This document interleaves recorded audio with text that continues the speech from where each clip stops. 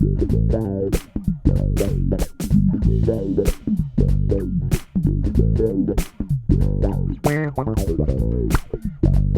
what's going on, guys? Check it out. So we're talking about pentatonic inversions. We talked a little bit about this before, but I'm going to show you exactly how to use them and what they mean and just break it down a little bit further. Let's go.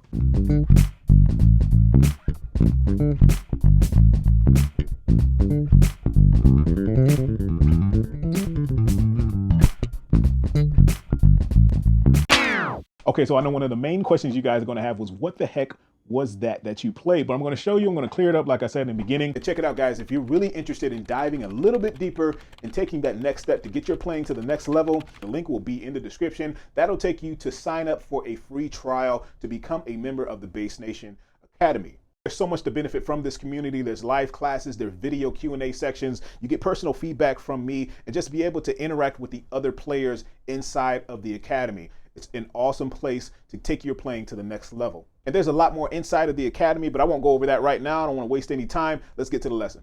I'm playing in the key of A minor. A minor, but I'm playing the C major pentatonic scale. And we've talked about that before. A minor is the relative major of C, or relative minor of C major, or vice versa. C major is the relative major of A minor. Same key signature, A, B, C, D, E, F, G, A, C, D, E, F, G, A, B, C. Same exact notes, so you don't have to change the key signature. So I'm using that to my advantage. I'm starting on a pentatonic scale, which includes C, D, E, G, A, and back to C. So think of this as a long 2-octave or 3-octave scale, okay? The same way we would think about the inversions or the modes, it's the same way you should think about this. So C, D, E, G, A, you can use this with any pentatonic scale. Doesn't matter, we're just happening to be in the key of A minor. So C, D, E, G, A, C. Let's keep going. Let's repeat that back and forth. So we're going to start on the second note, 5-note intervals or increments. So we have D, E, G, A, B, or sorry, C, C, D. Let me do that again. D, E, G, A, C, D. Okay. And then we're playing them in different positions and easier shapes and positions so we can remember them easier when we go back to play them. So, starting with C. The next one, D. The next one, E. E, G. Same notes. Think of the notes, right? A, C, D, E.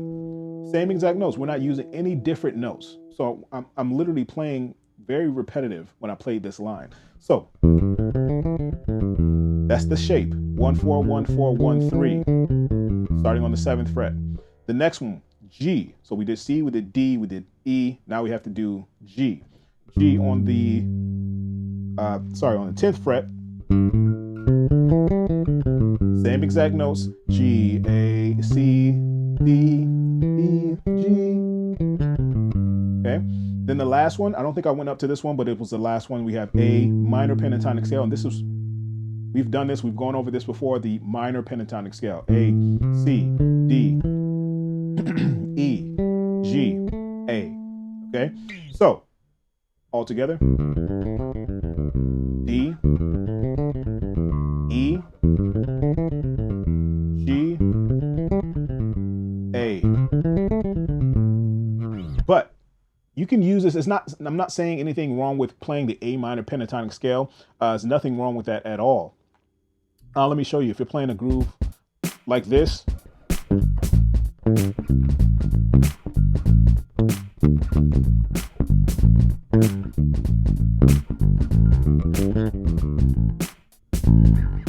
nothing wrong with that, right? Nothing wrong, but let's think outside the box just a little bit. We're not even really thinking outside the box. We're just only starting on a different note to make it sound or have a different flavor, or to end and start on a different note as a lick or as a phrase.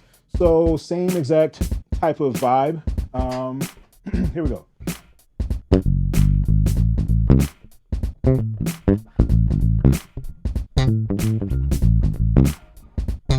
C major.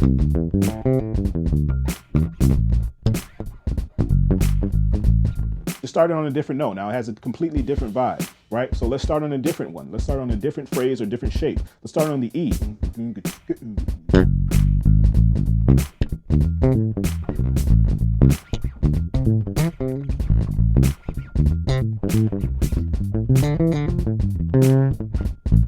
Starting on the E. Okay, I can do the same thing with the G. And I'm just resolving it down to the root note or the minor third, which would be C. Okay, so hopefully you get the idea or the concept of what I'm doing. Now let me show you exactly what I did. It wasn't too much different. All I did was alternate the two. So I alternated between the C major arpeggio, or not arpeggio, the C major pentatonic scale.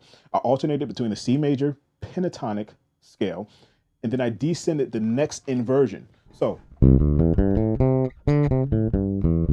okay, so I started on the lower note of the C major pentatonic. The next inversion, I started on the octave, then went down. The next one did the same thing, up.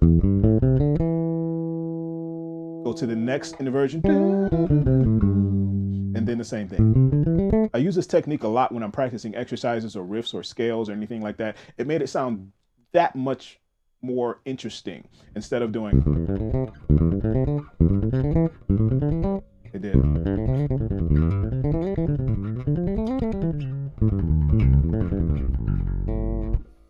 Made it sound that much more interesting.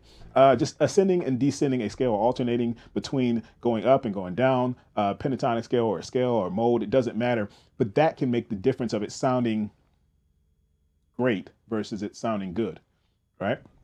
So fingering for that is pretty tricky. I have this written out for you guys just so you can follow along. Fingering for that, I'm going to slide it with my fourth. Okay, you see it for the next one? Then I'm going to slide with my first. I'm going to slide up with my fourth to the G for this one. It's a bigger stretch. You can play it both ways. I'm doing 1 4 4 4 1 4 2 4 2.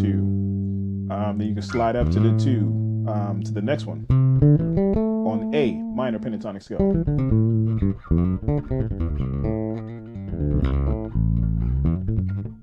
Anyway, so you get the idea. So hopefully you guys got a clear concept or clear view of exactly what I'm doing and what you can do. You can start the opposite.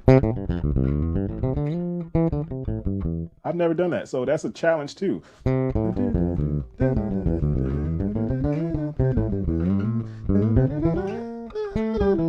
That's nice too. So I descended the first one instead of ascending it. So many things and so many ways that you can flip this exercise, but try it out. Make sure your notes are coming out clean, clear, and precise. If I went too fast and if you have any questions, make sure you write your comments or your questions below. I'll get back to them. I'll be happy, more than happy to get back to them as soon as I possibly can. Play this inside a groove. Make sure you pace yourself. Don't try to play a. Don't try to do that at first, because I'm telling you, you're not going to be able to if you're first trying this for the first time, unless you're just expert level. So take it slow. And keep in mind, guys, with this tempo and this pace, I'm playing triplets. Triplet, triplet. I can't say it at the same time. Triplet, triplet, triplet, triplet, triplet. I don't know why I can't do that. Triplet, triplet, triplet, triplet. See, that was a prime example of what I tell you guys all the time. Slow it down if you can't play it fast. Triplet, triplet, triplet, triplet. Nope, wrong note. Triplet, triplet, triplet, triplet. Anyway, you get the idea. Saying it and playing it at the same time is a little tough. So those are triplets in this exercise. You don't have to play them as triplets. You can just play them as straight quarter notes to a metronome, to whatever speed you feel comfortable.